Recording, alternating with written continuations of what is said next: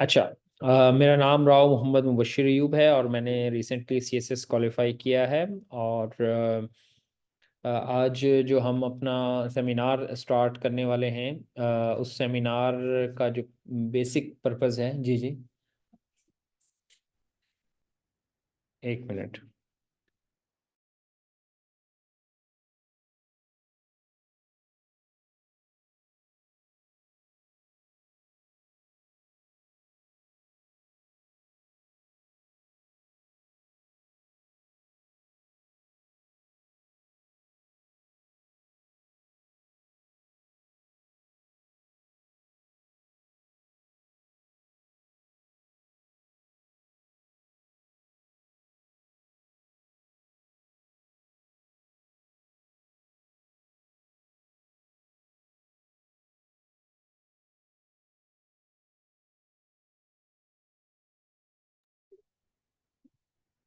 Ji, I hope आपको आवाज़ clear आ रही होगी। अच्छा।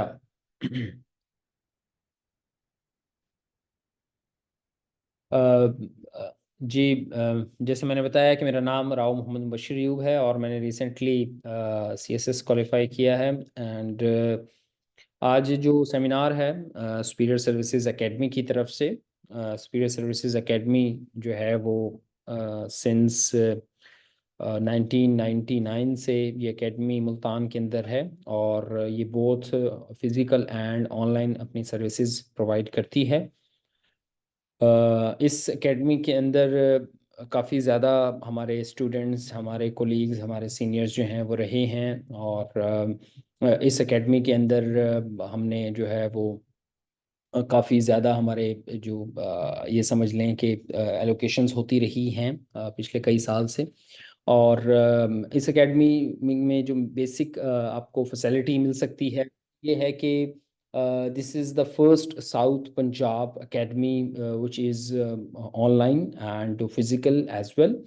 और इसमें हम कुछ बेसिक प्रेमिसेस के ऊपर पहले बात कर लेंगे कि हम इसके अंदर तैयारी कैसे करवाएंगे, और फिर हम ये देखेंगे कि हमने इसके आगे वर्क कैसे करना है। आप सब जानते हैं कि पीएमएस की जो सीट्स हैं वो अनाउंस हो चुकी हैं। और आप स्लाइड में देख सकते हैं कि according to according to PPSC, वो सीट्स जो हैं वो 35 हैं। उसके अंदर ओपन मेरिट की 24 हैं, मिnority कोटा की 11 हैं। इसके अलावा एक्साइज एंड टैक्सेशन डिपार्टमेंट की तरफ से भी सीट्स अनाउंस की गई हैं जो कि सारी ओपन मेरिट पे हैं, एंड विच आर 11। ठीक है, ये चीज़ आपने समझनी है सीट्स की। इसके अंदर आप कोशिश करें कि जल्दी से जल्दी अप्लाई कर दें। 29 फरवरी इज़ द लास्ट डेट। और आप जो हैं वो लास्ट डेट का वेट ना करें। ठीक है, और अपने ऑप्शंस चूज़ कर लें। इसमें मैं चंद बुनियादी बातें आपसे मैं करना चाहूँगा पीएमएस के बारे में, पीएमएस के हवाले से। वो ये है कि पीएमएस के बारे में जो इम्पोर्टेंट चीज़ है जो आप लोगों को समझ लेनी चाहिए, वो ये है कि इसकी जो रिक्वायरमेंट है, इसका क्राइटेरिया है, वो तो वहाँ लिखा हुआ है एडवर्टीजमेंट के अंदर, एज का क्या है। इसी तरह इसके अंदर सब्जेक्ट्स कौन से होते हैं, जिसके अंदर आपके कंपलसरी सब्जेक्ट्स हैं, इंग्लिश ऐसे है, प्रेसी है, जीके है जो कि नेगेटिव मार्किंग के साथ आता है। इसी तरह उर्दू है, इस्लामियात है और पाकिस्तान स्टडीज़ है। और इसके अलावा आपका जो ऑप्शनल्स होते हैं वो 200 मार्क्स का एक ऑप्शनल है।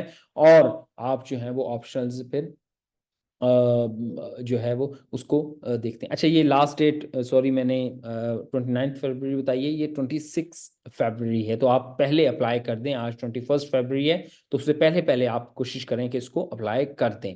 अच्छा, सब्जेक्ट्स ऑप्शंस बता रहा था कि ऑप्शनल्स जो पीएमएस के हैं उसके अंदर ज़रा डिफरेंस ये होता है एज़ कम्पेयर टू सीएसएस।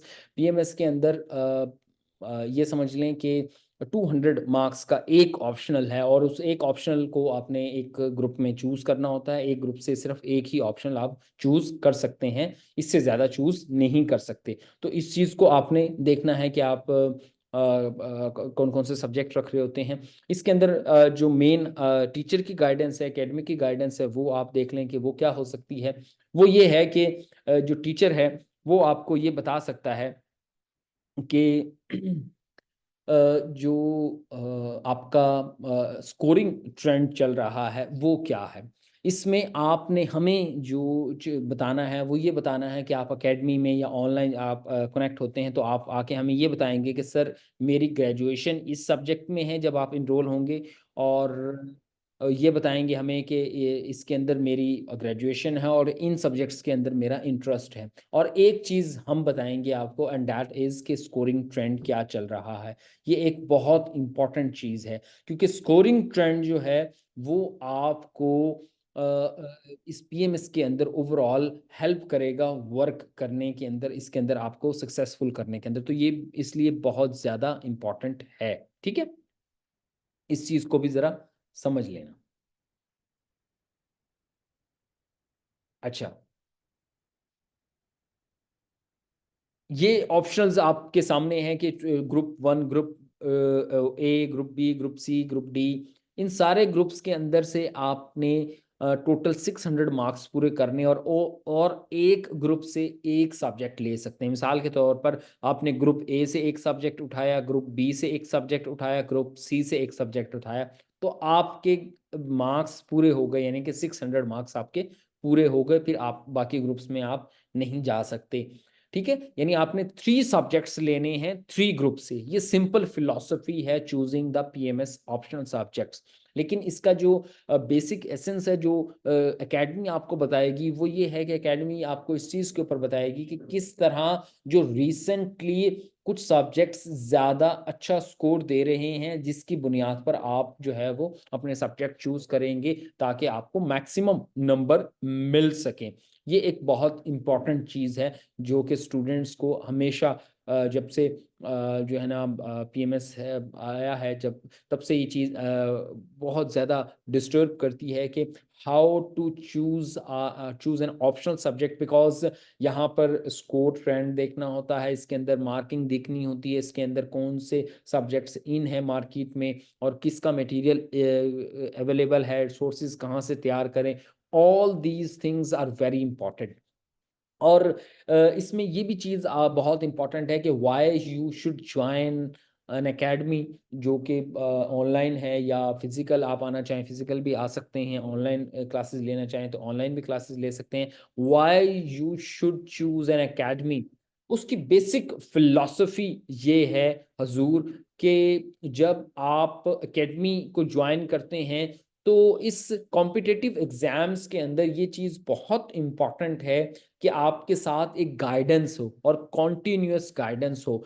ये आपको अवेलेबल रहेगी इस after joining the superior services academy. ये चीज़ आप समझ लें। तो दूसरा जो इम्पोर्टेंट फैक्टर है वो ये है कि ये जो टीचर्स होते हैं, ये आपको जो एक्सेसिव इंफॉर्मेशन इस वक्त अवेलेबल है, ये याद रखें एक चीज़ कि कॉम्पिटिटिव एग्जाम्स में इस वक्त जिस दौर से हम गुजर रहे हैं, इस दौर के अंदर हमें प्रॉब्लम हरगिज नहीं है कि हमारे पास किसी चीज़ का डाटा नहीं है, इंफॉर्मेशन नहीं है, किसी चीज़ की समझ नहीं है। ये हरगिज प्रॉब्लम नहीं है। इस वक्त प्रॉब्लम ये है कि हमारे पास बहुत ज़्यादा इंफॉर्मेशन है, हर चीज़ के बारे में इंफॉर्मेशन है। Now it is an important, यहाँ पर टीचर्स की ज़रूरत और ज़्यादा बढ़ जाती है जब एक्सेसिव इंफॉर्मेशन होती है, कि आप उस इंफॉर्मेशन को टीचर स्टूडेंट को ये कन्वे करें या ये बताएं कि ये चीज़ पढ़नी है, ये नहीं पढ़नी। Now that is the major important thing. ठीक है, तो इस चीज़ को भी आपने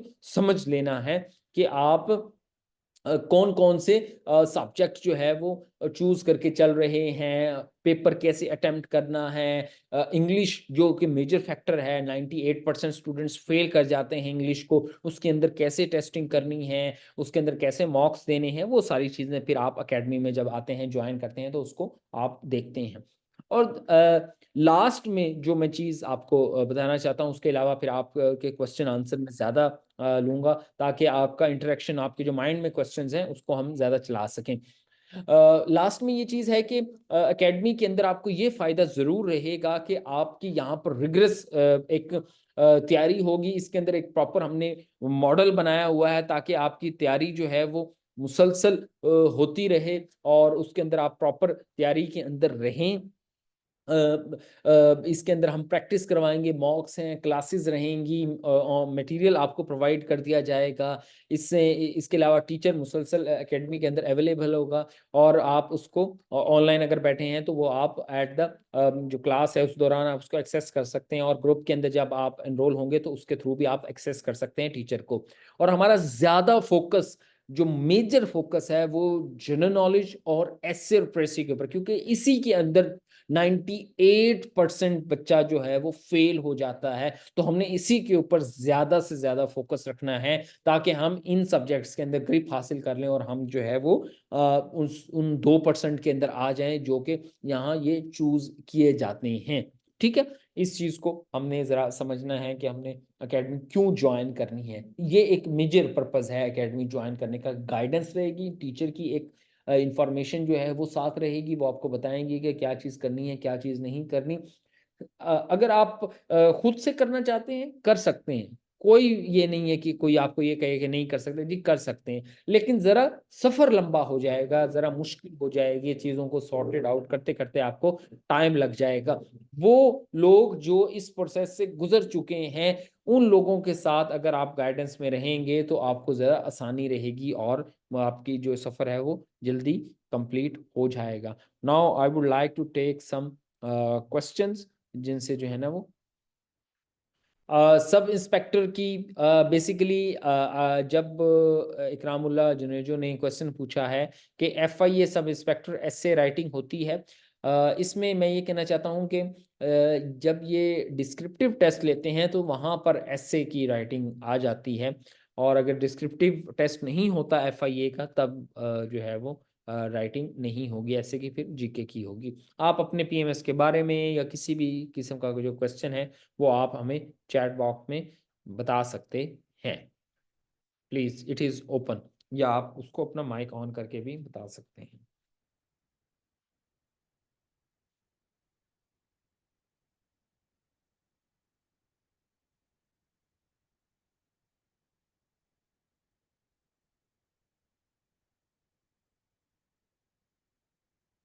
जी, एनी क्वेश्चन आप क्वेश्चंस करें ताकि हमें जो है ना वो आहिस्ता-आहिस्ता आपका भी पता लगता रहे कि आप जो है ना वो इस चीज़ को किस तरह देख रहे हैं। ठीक है। अच्छा, ये स्लाइड्स के अंदर आपके सामने ये है कि इंग्लिश एसे प्रेसी की हमने तैयारी कैसे करवानी है, क्या-क्या सिस्टम है, उसके अंदर प्रेसी राइटिंग है, सेंटेंस करेक्शन है, कॉम्प्रिहेंशन है, group of pair of words हैं, ये सारी चीज़ें इसके अंदर आ जाती हैं। क्वेश्चन है अस्सलाम वालेकुम सर, फैकल्टी के बारे में गाइड कर दें प्लीज़ जो पीएमएस प्रिपरेशन करवा रहे हैं। एक तो मैं खुद हूँ, I am also a qualified PMS qualified और मेरे कंटिन्यूअसली जो है वो 750 मार्क्स आते रहे पीएमएस के अंदर और मैं खुद यहाँ पर गाइड कर रहा हूँगा। इसी तरह हमारे साथ सर मसरूर हैं जो कि सीज़न्स टीचर हैं। इसी तरह हमारे साथ जो है वो वकास हैं जो कि इस वक्त सीएसपी ऑफिसर हैं, Pakistan audit and account service के अंदर सर्व कर रहे हैं, वो भी हैं। इसी तरह वकास अंजुम हैं, वो भी यहाँ पर वो इस वक्त पीएमएस के अंदर सर्व कर रहे हैं। They all will be available in faculty. So all these are our faculty members जो कि क्वालिफाइड। हमारे मेजर फोकस यही रहा था कि वो लोग पढ़ाएं जो कि इस प्रोसेस से गुजर चुके हों, ना कि वो लोग जो जो इस प्रोसेस से मतलब जिन्होंने जिनको इस प्रोसेस का ज़्यादा ना पता हो और बल्कि वो वैसे ही जो टीचिंग है उस मॉड्यूल के अंदर हो। तो हमारा फोकस ये होगा कि वो लोग आके पढ़ाएं यहाँ पर जो इस प्रोसेस से गुजर चुके हैं ताकि उनको आइडिया हो कि क्या चीज़ करनी है और क्या चीज़ बच्चे को स्टूडेंट को करवानी है या क्या नहीं करवानी। ठीक है, ये आपका क्वेश्चन होगा। Any other question?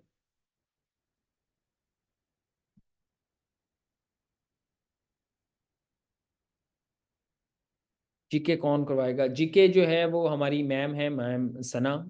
वो इस वक्त एफबीआर में सर्व कर रही हैं। इंग्लिश ऐसे इंग्लिश प्रेसी सर मसरूर साहब हैं, वो करवाएंगे और इस्लामिक स्टडी जो है वो मैम सना, वो भी मैम सना करवाएंगी। तो ये जो है ना जीके और इस्लामिक स्टडी मैम सना और इंग्लिश ऐसे और प्रेसी जो है ना सर मसरूर। और ये ऐसे प्रेसी की डेली क्लासेस हुआ करती हैं ताकि आपकी, क्योंकि हमारे यहाँ इंग्लिश का मेजर इशू है और सारे बच्चे मैक्सिमम बल्कि 98% मैंने जैसे बताया कि फेल हो जाते हैं। ऐसे के अंदर तो हमारा फोकस होता है कि ऐसे प्रेसी के अंदर हम ज़्यादा करें। इसके अंदर हमने छोटे छोटे मॉड्यूल्स बनाए हुए हैं कि एकदम से बड़ा ऐसे नहीं लिखवाना है, एक दफ़ा ऐसे पढ़ा के आहिस्ता आहिस्ता उसको 1 पैराग्राफ से 12, 13, 14 पैराग्राफ्स तक लेके जाना कि कैसे उसने इतने पैराग्राफ्स लिखने हैं ऐसे के अंदर बैठ के, उसकी इंग्लिश ठीक करनी है, उसको सेंटेंस करेक्शन है, इसी तरह उसके बाकी सब्जेक्ट्स की प्रिपरेशन है, तो उसमें राइटिंग प्रैक्टिस होती रहेगी, तो उस तरह चलते रहेंगे। अच्छा, डॉक्टर साहब जो हैं वो ऑनलाइन अवेलेबल होंगे, और जाम आफ्ताब साहब जो है ना वो भी ऑनलाइन अवेलेबल होंगे यहाँ पर, ठीक है। तो वो उनकी हमने कुछ गेस्ट क्लासेस रखी हुई हैं, तो ये दोनों जो है ना वो इस तरह अवेलेबल होंगे, ठीक है।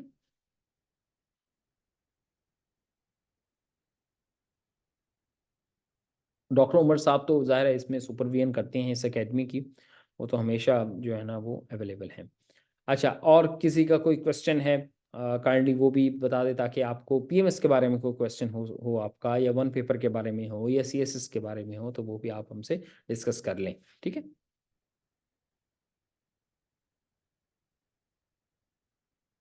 ये सब्जेक्ट सिलेक्शन के बारे में है, किस तरह जो है ना, ये पाकिस्तान स्टडीज़ का सिलेबस है जिसके अंदर हम डिस्कशन करेंगे, पाकिस्तान की हिस्ट्री को पढ़ेंगे, इसी तरह पाकिस्तान की pre partition, post partition, major personalities, organisations के साथ क्या रोल है, socio economic challenges, constitutional history वगैरह, ये सब। हाँ, इवैल्यूएशन सबसे इम्पोर्टेंट है। मेरा तो ज़्यादातर फोकस इवैल्यूएशन के ऊपर होता है कि स्टूडेंट जो है, मेरा मानना ये है कि क्योंकि रिटन पार्ट जो है वो मेजर रोल प्ले करता है इस कॉम्पिटिटिव एग्जाम में, 1200 मार्क्स का रिटन पार्ट का पेपर होते हैं, तो हमारा ज़्यादा फोकस राइटिंग प्रैक्टिस पे रहता है, और हर क्लास के बाद हमारा एक छोटा सा टेस्ट होता है, चाहे वो 1 पेज का ही टेस्ट क्यों ना हो, उसके अंदर हमने राइटिंग प्रैक्टिस स्टूडेंट को करवानी होती है, ताकि वो लिखता रहे, बच्चे लिखते रहें, उसकी प्रैक्टिस होगी तो वो ही लिख सकेगा, क्योंकि राइटिंग राइट करके आपने जो है ना लिख के भेजना है आगे, यानी कि एग्जाम को, एग्जामिनर को। तो इस वजह से हमारा ज़्यादा फोकस होता है कि हम जो है ना वो प्रॉपर राइटिंग प्रैक्टिस करवाते रहें, और इसके अंदर हमने इंग्लिश के ख़ास तौर पर इंग्लिश एसे और प्रेसी के मॉड्यूल बनाए हुए हैं, कि इसके अंदर हम तकरीबन ऑलमोस्ट, मैंने जो इनको सिस्टम वो किया है उसके मुताबिक तकरीबन 60 टेस्ट हैं, यानी जब से ये पेपर एंड नहीं होते तब तक सिर्फ टेस्ट टेस्ट टेस्ट। पढ़ाई पढ़ाई तो होती रहेगी, वो तो लेक्चर तो होता रहेगा, लेक्चर के बाद जो है ना हमने उसको टीच करना है, उसको लेकर आना है राइटिंग की तरफ, क्योंकि पीएमएस के अंदर जो है ना वो 3 आवर्स होते हैं और 5 क्वेश्चन होते हैं, और ईच क्वेश्चन जो है ना वो 20 मार्क्स का है, और आपके पास अराउंड 30 मिनट्स होते हैं उस क्वेश्चन को लिखने के लिए, जो कि 7 से 8 पेजेस का हो। तो आपने ये कैलकुलेशन करनी होती है। मेरे माइंड में तो ये कैलकुलेशन बड़ी क्लियर है कि आपने 7 से 8 पेजेस का 30 मिनट के अंदर 5 क्वेश्चन 3 आवर्स के अंदर करने हैं, और चेक करना है कि आपके वो क्वेश्चन सही भी हों और उसके अंदर एनालिसिस भी पूरा हो। तो इस ये सिर्फ ये सिर्फ और सिर्फ प्रैक्टिस जो है वो ज़रूरी है इस मॉड्यूल को चलाने के लिए। तो मैंने तकरीबन 50 से 60 यानी 50 to 60 टेस्ट रखे हैं इंग्लिश एसए और प्रेसी के, ठीक है, ताकि हम इसको मैक्सिमम एंड कर सकें, स्टूडेंट की तैयारी करवा सकें। Any other question?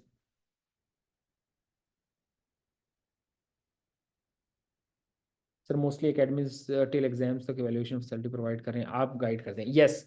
उसकी इवैल्यूएशन जो है ना वो इम्पोर्टेंट ये होती है कि इवैल्यूएशन जो है वो हो तो सही, अकेडमीज करवाती तो हैं, लेकिन उसके अंदर सबसे इम्पोर्टेंट चीज़ ये है कि क्या वैल्यूएशन उस लेवल पर चेक हो रही है जिस लेवल पर रिक्वायरमेंट है।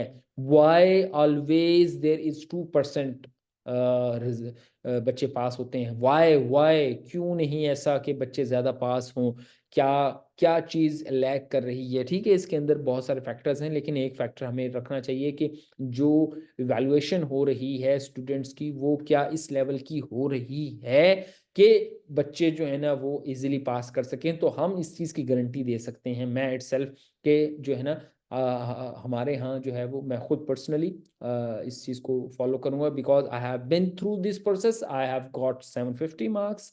तो ये चीज़ एक बहुत इंपॉर्टेंट है कि अगर आपके जो है ना वो कॉन्टिन्यूसली कंसेक्टिवली मार्क्स अच्छे आ रहे हैं, तो इसका मतलब ये है हुजूर कि आप जो है वो उस लेवल पर ही स्टूडेंट को जज करेंगे, इवैल्यूएशन करेंगे और उस सर्टेनिटी के साथ करेंगे जिस लेवल पर आप एक बच्चा जो है ना वो ना सिर्फ पास हो बल्कि एलोकेशन भी ले सके।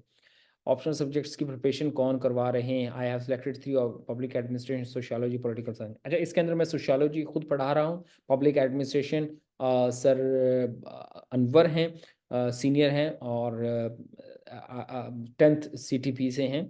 और पॉलिटिकल साइंस जो है ना वो एक और टीचर हैं, वो पढ़ाएंगे यहाँ पर। सोशियोलॉजी मैं खुद पढ़ा रहा हूँ और उनकी प्रिपरेशन भी और इवैल्यूएशन भी। मेरा फोकस सोशियोलॉजी के अंदर ये होगा कि सबसे पहले सिलेबस कंप्लीट करवाया जाए, सिलेबस के बाद उसके पास पेपर्स करवाए जाएं। At least I focused on around around जो है वो 5 to 10 years के पास पेपर्स तो हमारे पास अवेलेबल हो ना, इनको तो हम लाजमी अटेम्प्ट करें और इसके अलावा फिर छोटे छोटे जो है ना वो मॉक्स देते रहेंगे। यस, हाई स्कोरिंग है ये सब्जेक्ट, ठीक है। Public administration, sociology, political science good to go है। सर विदाउट मॉक्स CSS देने चाहिए या नहीं, आप कैसे? I don't think so that के मॉक्स के बगैर CSS कोई प्रेफरेबल है। उसकी वजह ये होती है कि असल में मसला ये है कि जो अभी मैं बात कर रहा था वो ये थी कि CSS का जब पेपर सामने आता है ना, एक कमरा है उसमें इम्तिहान में आप बैठे हैं एग्जामिनेशन हॉल के अंदर और उसके अंदर आप एक क्वेश्चन को आपने करना है। उसके अंदर आपने आपके पास 35 मिनट्स हैं, 30 to 35 मिनट्स इतने ही होते हैं और 20 नंबर का सवाल है। 7 to 8 पेजेस उसके आंसर में आपने लिखने हैं। उसके अंदर उस 30 to 35 मिनट्स के दौरान आपने सोचना भी है उसका जो सवाल है और उसको सोचकर आपने लिखना भी है और सही लिखना है। नो, ये बगैर प्रैक्टिस के कैसे होता है ये मुझे नहीं पता, तो इसलिए मैं कहता हूँ प्रैक्टिस लाजमी है। मॉक्स बहुत ज़रूरी है, उसकी रेशो सक्सेस की ज़्यादा हो जाती है जो मॉक्स देते हैं, ठीक है, इसलिए ये इंपॉर्टेंट है। सर इंग्लिश प्रेसी एंड कंपोजिशन के पेपर में अगर प्रेसी क्वेश्चन फेल करवे तो क्या पेपर CSS का पास हो जाता है? असल में तारिक इसमें बहुत ज़्यादा फोकस प्रेसी में इसलिए किया जाता है। Precis is the only major point जो थ्रू आउट आपकी सर्विस चलेगा, बिकॉज प्रेसी जो है ना वो कॉन्टिन्यूसली आपने अपनी सर्विस के अंदर करनी होती है। आपके पास जो रिपोर्ट्स आ रही होती हैं, आपके पास इश्यूज आ रहे होते हैं, तो उनकी आपने प्रेस ही करके ऊपर फॉरवर्ड करनी होती है। ये खुद भी उसको समझना होता है, तो प्रेस ही करके समझना होता है, तो इसलिए प्रेस बहुत इंपॉर्टेंट होती है और एग्जामिनर भी इसलिए प्रेस के ऊपर काफी ज्यादा फोकस करता है, ठीक है। तो इसलिए ये इंपॉर्टेंट है, तो हमें ये ज्यादा फोकस करना होता है प्रेसी के ऊपर कि प्रेसी बहुत इंपॉर्टेंट है, प्रेसी बहुत इंपॉर्टेंट है।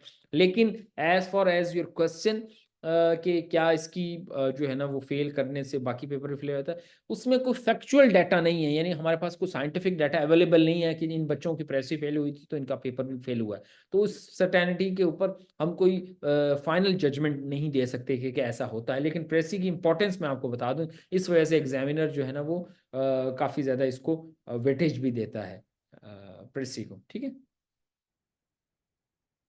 Any other question?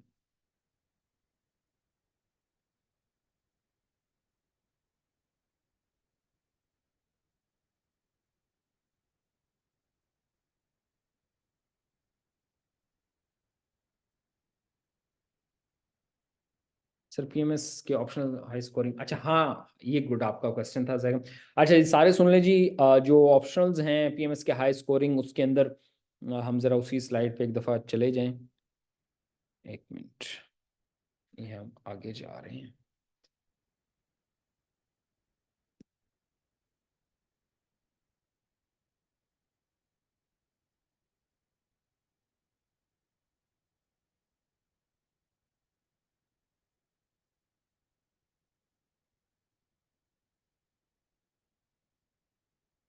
ये है,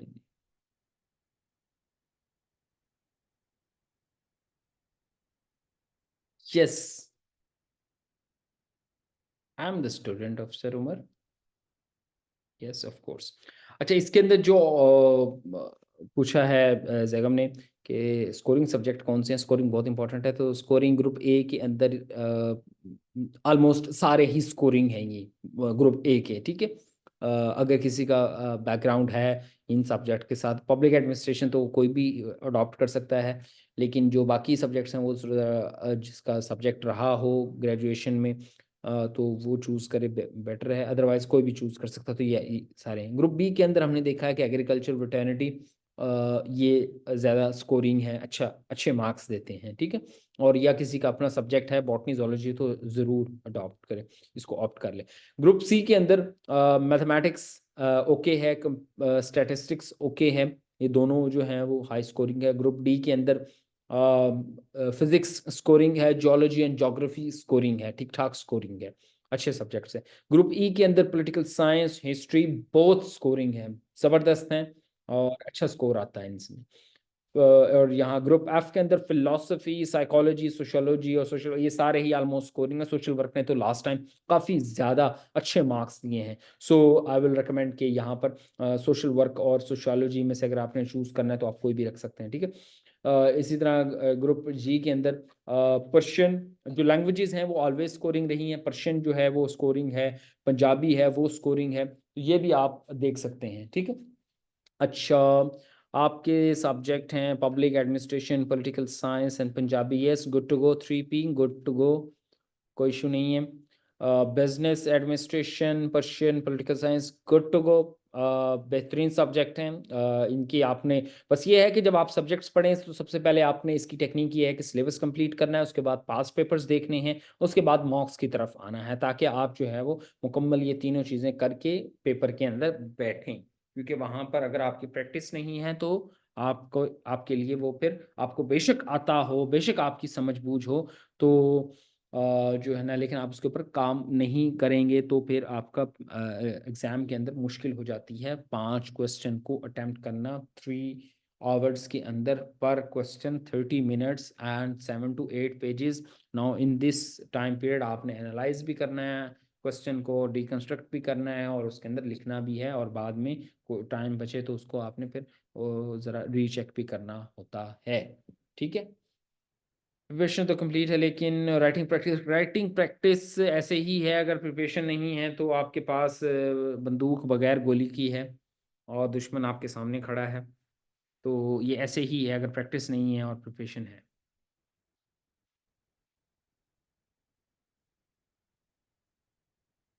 और किसी का कोई क्वेश्चन? अभी तक ज़ाहिर है इसकी र्यूमर्स ही हैं, कोई अथेंटिक न्यूज़ नहीं है, लेकिन ऑलमोस्ट आफ्टर द एडवर्टाइजमेंट हमने देखा है कि 3 मंथ्स, 3 to 4 मंथ्स बाद पेपर हो जाया करते हैं।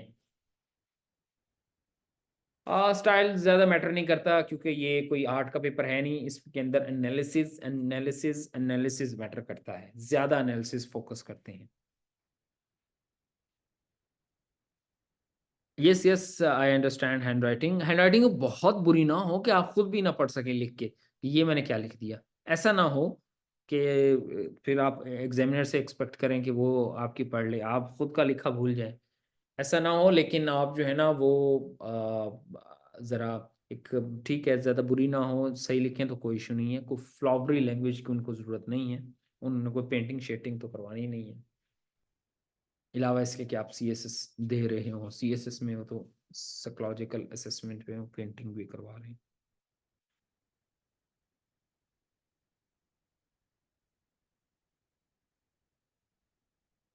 बिगिनर काइंडली एक्सप्लेन एग्जाम्स के कितने स्टेजेस हैं। अच्छा मशीन, इसमें फर्स्ट स्टेज ये होता है कि जब आप अप्लाई कर लें, प्रिपरेशन दें, तो एग्ज़ाम्स होते हैं, ठीक है जी। PMS की बात कर लूँ पहले मैं, आप एग्ज़ाम्स देते हैं रिटन, और रिटन के अंदर आपने ज़रा क्राइटेरिया पीएमएस का समझ लें कि पीएमएस के अंदर आपने हर सब्जेक्ट के अंदर इंडिविजुअली 40 मार्क्स लेने हैं और ओवरऑल 600 मार्क्स पूरे करने होते हैं, ठीक है। ये जो 1200 हैं इसमें से ओवरऑल आपने 600 मार्क्स लेने हैं, और हर सब्जेक्ट जो है वो 40 नंबर 40 मार्क्स उसमें आपने लाजमी लेने हैं, ठीक है। एक तो बात ये है। नेक्स्ट स्टेज ये आती है कि इसके बाद आपका जब पास कर जाते हैं वो 2% लोग, वो फिर जाते हैं साइकोलॉजिकल असेसमेंट के लिए। साइकोलॉजिकल असेसमेंट के अंदर कुछ ग्रुप डिस्कशन वगैरह होती हैं और साइकोलॉजिकल एक्टिविटीज़ होती हैं, और कुछ जो है ना वो पजल्स होती हैं, वो करने के बाद फिर आपका एक इंटरव्यू होता है, उसके बाद फिर आपका एक फाइनल इंटरव्यू होता है और फिर रिजल्ट आता है, ठीक है, फिर एलोकेशन होती है। तो दीज आर द 3-4 स्टेजेस जो इसके ऊपर एग्जाम होता है। ऐसे के लिए कौन सी बुक लेनी चाहिए? कोई बुक नहीं है ऐसे के लिए।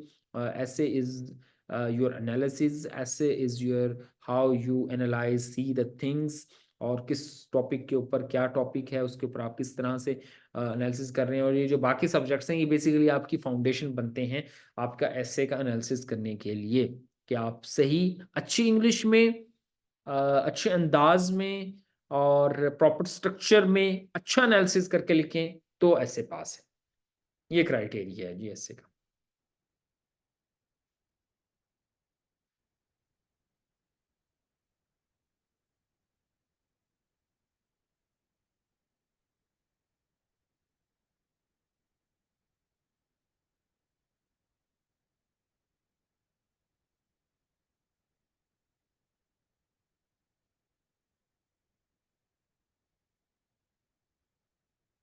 सर विनर इंग्लिश की बुक अच्छी रहेगी इंग्लिश ऐसे के लिए, वो आपको डाटा दे सकती है इसके। Exploring the world of English तो बहुत अच्छी है, exploring the world of English तो बेसिक इंग्लिश को ठीक करने वाली बुक है। उसके अंदर तो करेक्शन है और वो सारी चीज़ें। लेकिन ये जो है ना ये आपकी बेसिक्स ठीक कर सकती हैं एसेज, क्योंकि मॉडर्न रिक्वायरमेंट है, ये बुक्स बहुत पहले लिखी जा चुकी हैं। तो जो मॉडर्न रिक्वायरमेंट है ऐसे है, बेसिकली किसी भी इशू के ऊपर आपने अपना एनालिसिस पेश करना है एक खास आउटलाइन की फॉर्म के अंदर, उसके बाद आपने उसके ऊपर एक्सप्लेनेशन देनी है। तो ये जो बुक्स हैं ये बहुत पहले लिखी जा चुकी हैं, तो ये आपको ना डाटा दे सकती हैं ना कोई करंट दौर का एनालिसिस भी दे सकती हैं, तो इसलिए ये प्रॉब्लमेटिक रहेंगी।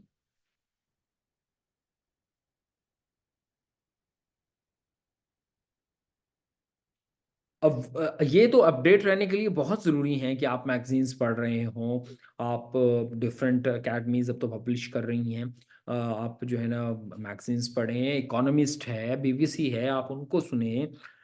तो आपको ये है कि आप अपडेट रहने के लिए तो बहुत ज़रूरी है डाटा एनालिसिस करने के लिए। तो how to prepare for PMS syllabus based study और क्वेश्चन बेस्ड मॉडल। नहीं नहीं, सिलेबस बेस्ड मैं आपको बता रहा हूँ, इसकी वजह ये है कि गिल, SR गिल, ये एक बहुत बड़ा इशू है स्टूडेंट्स के लिए, कि स्टूडेंट्स ये समझते हैं कि हम पास पेपर्स निकाल के 12 ईयर्स के, 5 ईयर्स के, 10 ईयर्स के और उस क्वेश्चंस को प्रिपेयर कर लें और हमारा सिलेबस हो जाएगा। ऐसा ही किया था बच्चों ने 2023 के अंदर पीएमएस के अंदर हिस्ट्री के पेपर में, क्योंकि हिस्ट्री का पेपर यूजली कन्वेंशनल रहा है थ्रू आउट इसकी हिस्ट्री, यानी पीएमएस की हिस्ट्री में हिस्ट्री का क्वेश्चन जो है ना वो बड़ा ओके सीन रहा है, वो पास पेपर्स में से आ जाया करता था, ठीक है।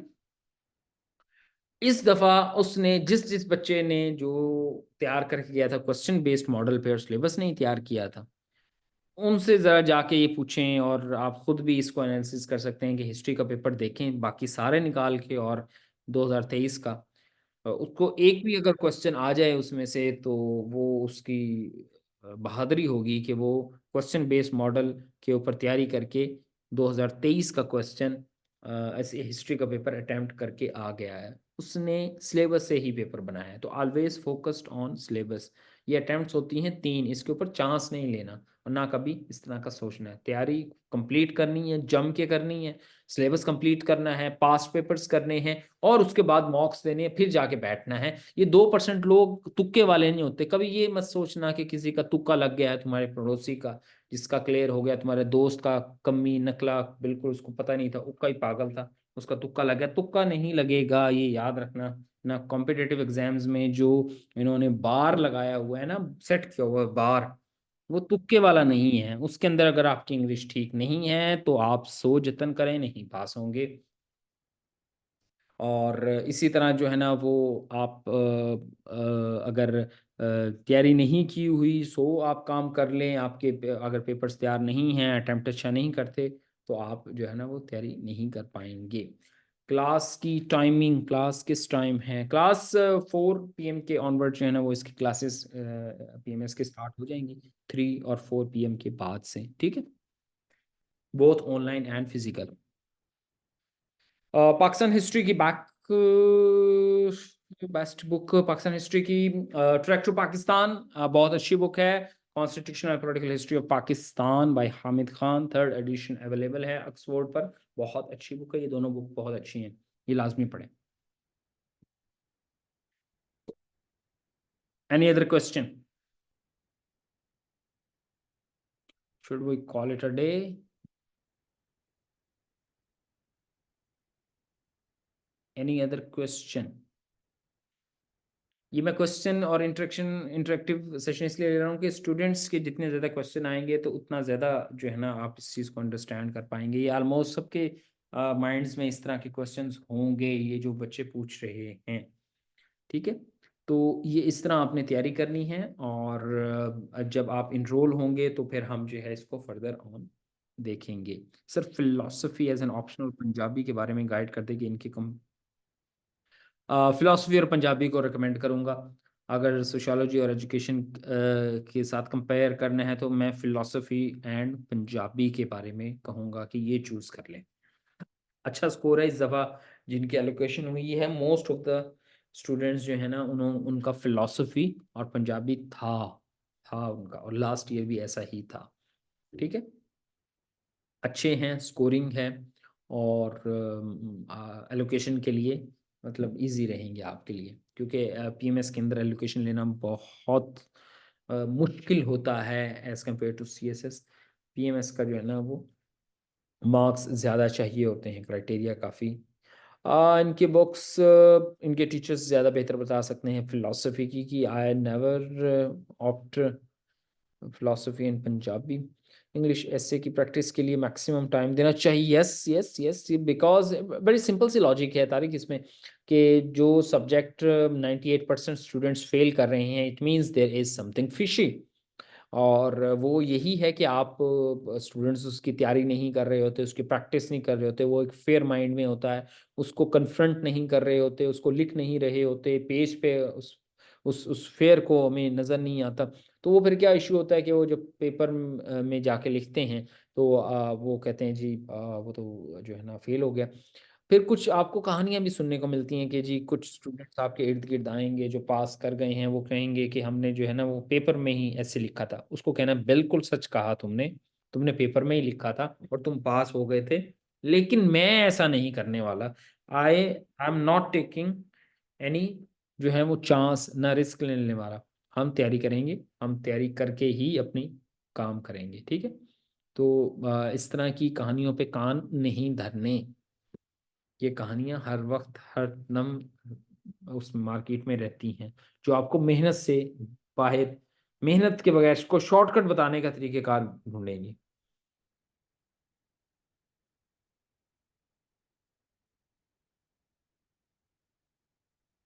Any other question? Then we should call it a day.